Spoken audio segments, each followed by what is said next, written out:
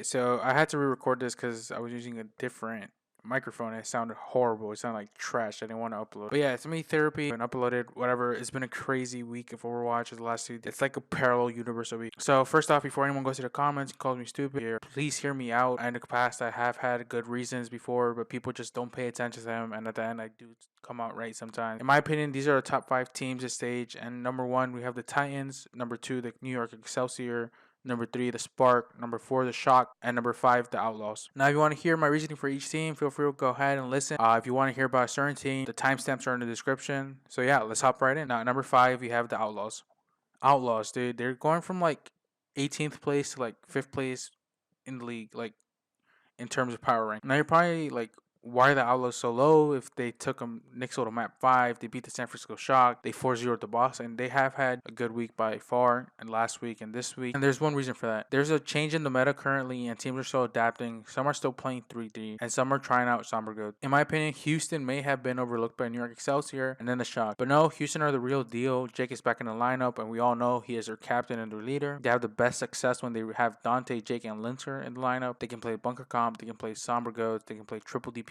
They can flex a lot with that lineup. The one worry is that they keep putting Coolmat for some reason. And against NYXL, Coolmat was used in map 5. Meanwhile, against the San Francisco Shock, they put in Dante in map 5 and they ended up winning. Now, I'm not saying that Coolmat is worse than Dante. They play totally different roles. But what I'm saying is that Outlaws are unpredictable right now. And similar to Uprising in stage 1, they're going to take a lot of people by surprise. Because when Fusions came to the lineup, people were expecting like Gamsu style of play and scrim blocks and stuff. But then out of nowhere, he got traded and Gamsu had to come in. So it was a totally complete different style. It took everybody surprised. But just like the Uprising, they are going to get figured out soon enough. Teams are going to grow. They're going to learn how to play against Somber Ghost. And they're going to fall off eventually. However, they do have a pretty easy schedule this stage. So I can see them winning most of their games. Maybe a little get trouble against the Toronto. But yeah, should be easy for the Outlaws this stage. Now, number 4, we have the Shock. Okay, the stage 2 champions haven't had the greatest of starts, barely beating the Atlanta Reign and falling to Outlaws. The Shock are not used to losing, and they are starting to crack under pressure. They are the best 3-3 team, and it's probably the only composition they've been putting a lot of time into and working on. However, the meta is starting to look like Somber Goats is superior. Shock will still easily beat teams at the 3-3, but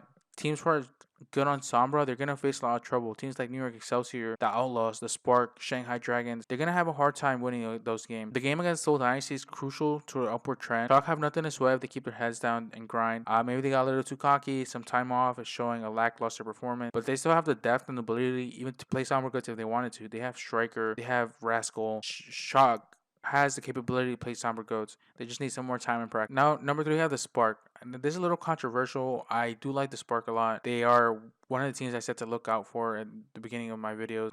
But before the Overwatch League started, a lot of Season 1 teams were saying that the Spark looked like a powerhouse. Then the regular season came around and they seemed unimpressive. They kept switching up their tank line. No Smite and Gushui.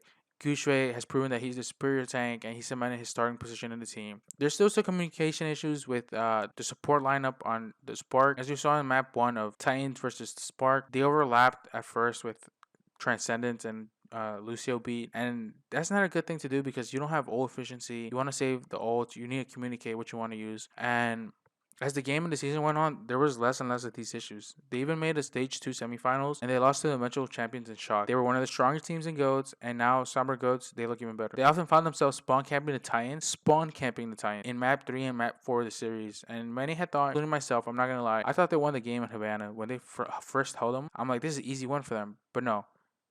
Titans came back in clutch, and yeah, just Titans stuff. Unfortunately, it didn't, but they're only getting better and better as the game went on against the Titans. That game was a statement. Unlike New York Excelsior and the Outlaws, they have a lot of flexibility in Rhea. They can swamp comp mid-game, while NYXL and Outlaws is more obvious with the swaps of Meko, Sabiobi, and Dante and Kumat. They played the Justice, the Valiant, the Florida this stage. Those are without a doubt easy games. And they also faced the Fuel, and Soul is probably their hardest game this season. I think Spark can beat the Soul Dynasty, and they did it last stage, so why not this stage? The Spark will be in the playoffs this season. Number 2, we have my favorite team, the New York Excelsior.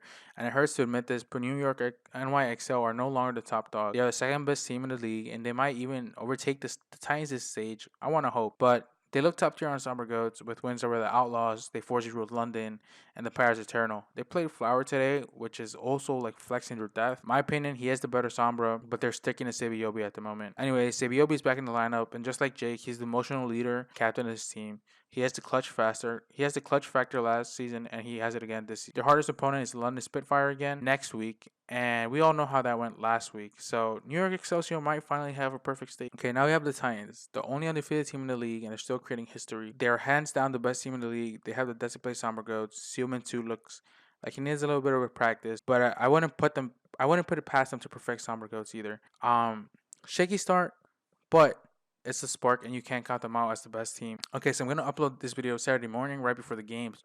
So please, please, please, please, please, spark. Don't make me look stupid. Do not lose to the Washington Justice. Anyways, comment, like, subscribe, something like that. Thank you for watching my video. I'll see you guys on the next one.